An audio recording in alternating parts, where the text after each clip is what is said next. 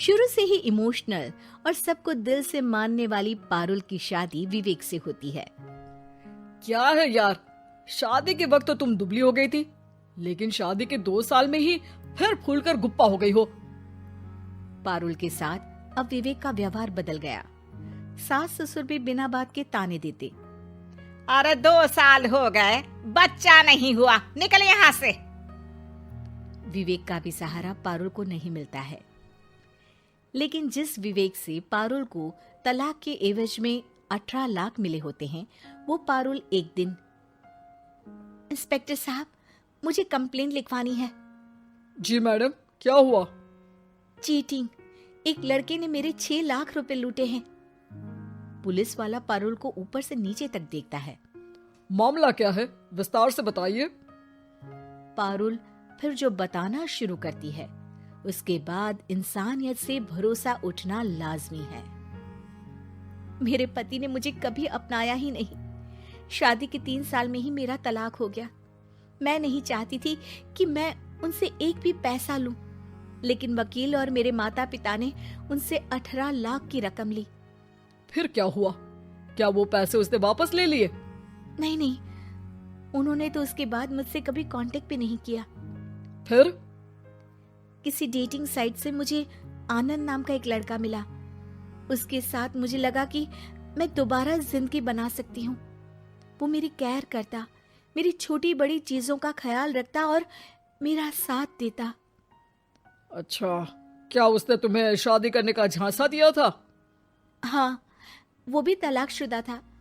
पहले तो उसने मुझसे कहा कि उसकी एक बेटी है, लेकिन फिर पता चला कि उसकी एक नहीं 2 बेटियां हैं। इतना ही नहीं, दिल्ली के एक आम इलाके में वो बीवी और बच्चियों के साथ ही रहता है। तो आपसे इमोशनली फ्रॉड कर उसने पैसे ऐंठे। जी, अब मेरे पास कुछ नहीं है, ना पैसे ना वो। मैं बस किसी भी हालत में अपने पैसे वापस चाहती हूँ, जो मेरे बुरे वक्त में मेरे काम आ सकते हैं। ठीक है। पुलिस आनंद को पुलिस स्टेशन बुलाकर सारी पूछताछ करती है, लेकिन आनंद पुलिस वालों को ये यकीन दिला देता है कि पारुल ने उसे कोई पैसे दिए ही नहीं, बल्कि वो तो उस पर बीवी को छोड़ने का दबाव बना रही थी और ना मानने पर पारुल ने ये झूठा केस डाला है। क्या मैडम, फोकट में पुलिस का वक्त खराब कर रही हैं। कोई शादीशुदा क्यों अपनी बीवी छोड़ेगा? अब आपकी शादी टूटी तो मतलब सबकी तो नहीं टूट सकती ना। पारुल को पुलिस वाले के मुंह से ये बात सुनकर हैरानी होती है। उसे कुछ समझ में नहीं आता कि वो क्या करे। वो अपनी सहेली झनक, जो कि वकील थी, उससे कांटेक्ट करती है। झनक, मैं क्या करूं? मैं कैसे पुलिस को यकीन दिलाऊं कि आनंद ने मेरे साथ न सिर्फ शारीरिक और मानसिक चीट किया है, बल्कि आर्थिक तौर पर भी वो मुझे खाली कर गया है। अब वक्त झनक का था। देख पारुल, ऐसे तो किसी को भी बिना सोचे समझे पैसे नहीं देने चाहिए, लेकिन अब जब तूने ये कदम उठा ही लिया है, मुझे ये बता, तूने कब कब पैसे दिए और कितने? क्या कहीं कोई सबूत है? पारुल कुछ सोचती है। 3 बार तो बैंक में ट्रांसफर और 2 बार गूगल पे। क्या इन सब के रिकॉर्ड मिल जाएंगे? हाँ, क्यों नहीं, मैं बैंक से सब निकाल लाऊंगी। अगले दिन पारुल सारी स्टेटमेंट झनक के सामने रखती है और वो व्हाट्सएप की चैट भी दिखाती है, जिसमें कई बार आनंद ने ये बात कबूली थी कि वो उसके पूरे 6 लाख जल्द ही देगा।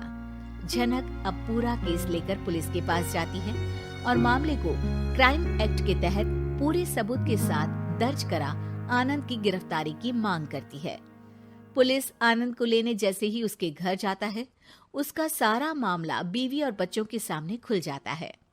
पुलिस स्टेशन में पारुल को देखकर आनंद भड़क जाता है। ओह, तो बहुत होशियार बन रही हो तुम।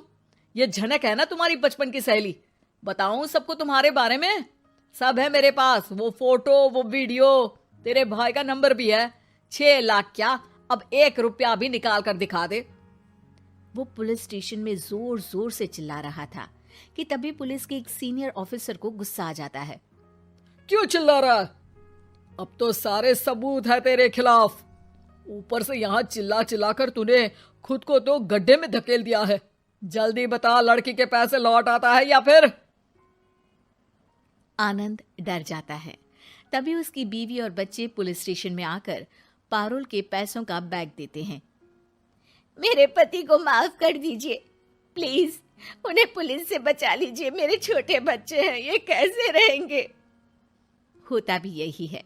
पारुल केस वापस ले लेती है, लेकिन उस सबक के साथ कि इमोशनल होकर किसी को भी अपना पैसा नहीं देना चाहिए। झूठ बोलकर रिश्ते कभी ना बनते हैं और ना ही निभते हैं।